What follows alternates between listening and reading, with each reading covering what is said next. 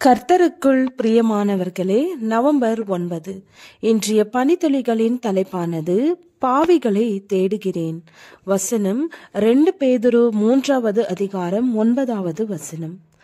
தாமதிக்கிறார் என்று சிலர் எண்ணுகிறபடி கர்த்தர் தமது வாக்கு தத்தத்தை குறித்து தாமதமாயிராமல் ஒருவரும் கெட்டு போகாமல் எல்லோரும் மனம் திரும்ப வேண்டும் என்று விரும்பி நீடிய பொறுமையுள்ளவராய் இருக்கிறார்.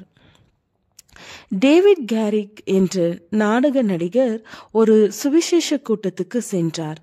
அங்கே சுவிசேஷத்தை கொடுத்த போதகர் கண்ணீரோடு உருக்கமாய் பேசிக் கொண்டிருந்தார். திடீரென்று வயது சென்ற ஒரு பெண்மணி கூட்டத்திலிருந்து எழுந்து, ஜார்ஜ் ஒயிட் ஃபீல்ட் அவர்களே, இன்று நீங்கள் 5 வித்தியாசமான இடங்களில் பேசுவதை நான் கேட்டேன். எல்லா இடங்களிலும் கண்ணீரோடு பாவிகளை அழைக்கிறீர்களே ஏன் என்றார்கள்.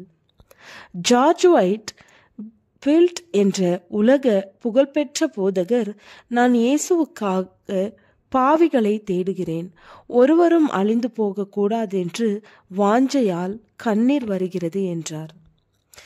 டேவிட் கேரிக் என்ற புகழ்பெற்ற நடிகர் அன்றே தன்னை தேவனுக்கு ஒப்புக் கொடுத்தார். நானே நல்ல மேய்ப்பன், ஆடுகளுக்காக தன் ஜீவனை கொடுக்கிறான். நான் என்னுடையவைகளை அறிந்தும் என்னுடையவைகளால் அறியப்பட்டும் இருக்கிறேன். ஆடுகளுக்கான என் ஜீவனையும் கொடுக்கிறேன்.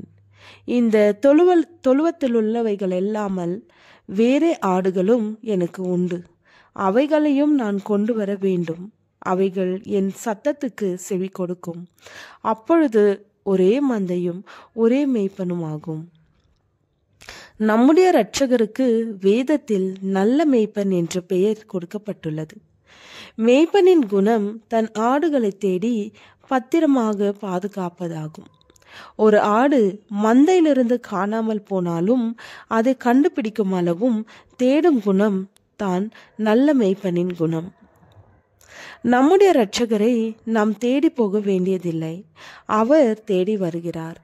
வேத வசனங்களின் மூலமாக, பாடல்கள் மூலமாக, தேவ ஊழியர்கள் மூலமாக தேடும் வேலை எப்போதும் நடந்து கொண்டே இருக்கிறது.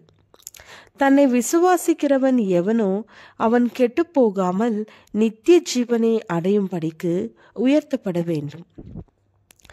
தேவன் தன்னுடைய மகா பெரிய கிருபையினால் அற்புதமான ஆசீர்வாதங்களை வைத்திருக்கிறார்.